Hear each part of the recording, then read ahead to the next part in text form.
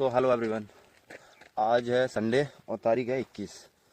आज मैं अपना चैलेंज करने जा रहा हूँ शुरू। इस घने कोहरे में और ऐसी सर्दी में डेली वर्कआउट करना, सुबह आना नियम से। आज से मैं स्टार्ट करूँगा और आज से ठीक 2 डेढ़ महीने बाद मेरी बोर्ड की परीक्षा है। जो जिस दिन से मेरी बोर्ड की परीक्षा है उस दिन तक मैं आज से चैलेंज स्टार्ट करूँगा। उसके बाद मैं चैलेंज खत्म कर दूँगा, बोर्ड के पेपर आएंगे, ठीक है। और मैं आप लोगों को वीडियो के माध्यम से वीडियो भेजता रहूँगा, जिससे आप देख लेना कि मैं वर्कआउट हो गया मेरा स्टार्ट। आज मैंने 10 किलोमीटर रनिंग की, उसकी टाइमिंग आई 45 मिनट। उसके बाद मैंने लगाएंगे